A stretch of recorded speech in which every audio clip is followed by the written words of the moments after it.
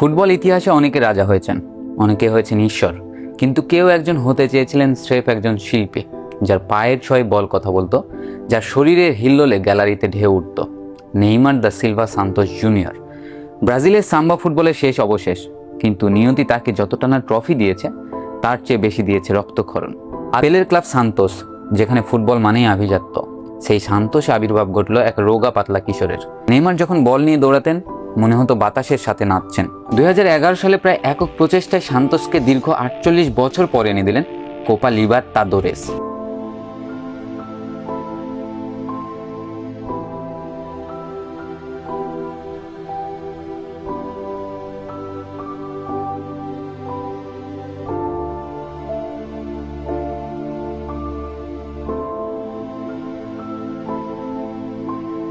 সেই বিখ্যাত গোল, যেখানে পুরো ফ্লামিঙ্গোর রক্ষণ ভাগকে পুতুলের মতো নাচিয়ে গোল করেছিলেন, যা তাকে এনে দিয়েছিল FIFA Puskas award.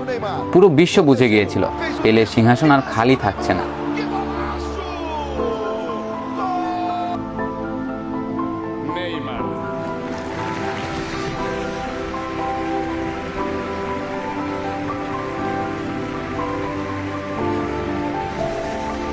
E a todos aqui, boa festa.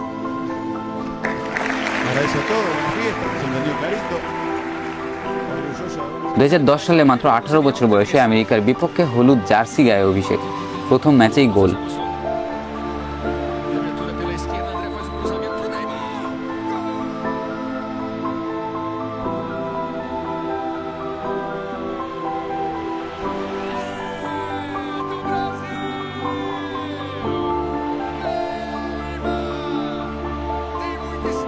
কিন্তু নেইমারের আসল তর্জন গর্জন শুরু হলো 2013 সালের কনফেডারেশন কাপে।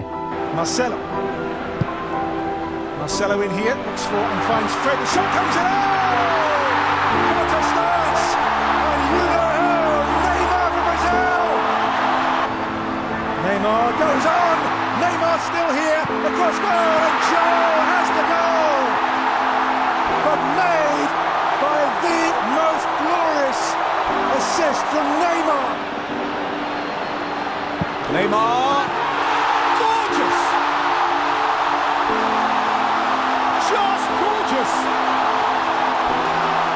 The boy is a superstar.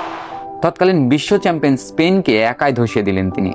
মারাকানি স্টেডিয়ামে নেইমারের সেই বর্জ্যপাত সম গোল আর অদম্য জয়োল্লাস যেন ঘোষণা দিয়েছিল 2014 সালের বিশ্বকাপ হতে যাচ্ছে নেইমারের বিশ্বকাপ। পুরো ব্রাজিল তখন তার নাম জপছে।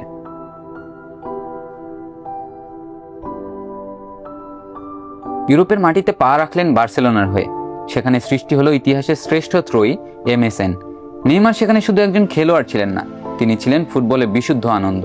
2015 সালে চ্যাম্পিয়ন্স লিগ ফাইনালে গোল করে বার্সাকে ট্রেবল জেতালেন।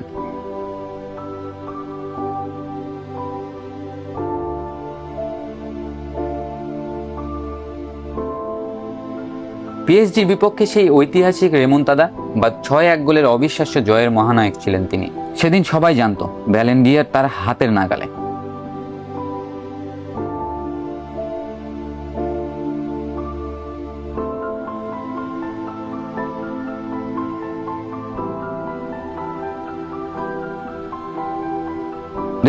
বিশ্বকাপ, নিজের দেশের মাঠ, নেইমার উঠছেন, ব্রাজিল স্বপ্ন দেখছে। হঠাৎ এক নিমিষে সব স্তব্ধ। কলম্বিয়ার জুনিগারের সেই হাঁটুর আঘাতে শুধু নেইমারের পিঠের হাড় ভাঙেনি, ভেঙে গিয়েছিল কোটি ভক্তের প্রাণ। এরপর থেকে ইনজুরি যেন নেইমারের সমার্থক শব্দ হয়ে গেল। 2017 সালে রেকর্ড ট্রান্সফারে PSG-তে যাওয়ার পর থেকে প্রতি মৌসুমে যখনই তিনি সেরা ছন্দে ফিরতেন, কোনো এক অজ্ঞাত অভিশাপে তার গোড়ালি মচকে যেত বা হাড় ভেঙে যেত। ফুটবল বিশ্ব তাকে মাঠে দেখতে চেয়েছিল, কিন্তু তিনি পড়েছিলেন হাসপাতালের বেডে। আজ 2026 বিশ্বকাপ যখন দরজায় কড়া নাড়ছে, তখন নেইমার লড়ছেন নিজের শরীরের সাথে। সেই ACL ইনজুরি, যা একজন অ্যাথলেটের জন্য সবচেয়ে বড় দুঃস্বপ্ন। ভক্তরা আজ সোশ্যাল মিডিয়ায় স্ক্রল করতে করতে দীর্ঘশ্বাস ফেলে। কেউ বলে নেইমার ফুরিয়ে গেছেন, আবার কেউ নিভৃতে কাঁদে প্রিয় জাদুকরের প্রত্যাবর্তনের আশায়। নেইমারকে ছাড়া ব্রাজিলের আক্রমণ ভাগ যেন প্রাণহীন এক কঙ্কাল। ব্রাজিলের রাস্তাঘাটে আজও ছোট ছোট ছেলেরা 10 নম্বর জার্সি পরে নেইমারের মতো করে চুল ছাটে।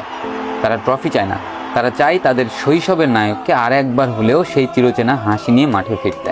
তারা ভয় পায় হয়তো আর কোনোদিন হলুদ জার্সিতে সেই সাম্বা নাচ দেখা হবে না। ফুটবল বড় নির্দয়।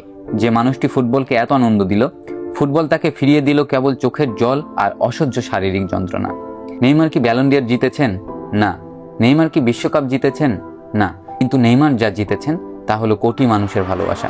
হয়তো 2026 বিশ্বকাপে আমরা তাকে দেখব না, হয়তো ইতিহাস তাকে বলবে অপূর্ণ এক প্রতিভা, কিন্তু যখনই ফুটবলের ড্রিবলিং আর শিল্পের কথা উঠবে তখনই পেলের পাশে এবং গারিঞ্চার পাশে একজন রাজপুত্রের নাম স্বর্ণাক্ষরে লেখা থাকবে, যার পায়ের জাদু আমাদের শৈশবকে রঙিন করেছিল। Away from Mia. Johannesburg 4 years ago in the final. Here goes Hulk. Neymar. Return over Fred here. Fred's control and Fred's shot saved. বিদায় কি এভাবেই হবে নেইমার, নাকি আরও একবার এক মিরাকেল ঘটিয়ে ফিরে আসবে তোমার সেই বিখ্যাত জয়োল্লাস? উত্তরটা সময়ের কাছে তোলা থাক, আর আমাদের কাছে তোলা থাক তোমার জন্য এক সাগর ভালোবাসা আর এক বুক আর্তনাদ।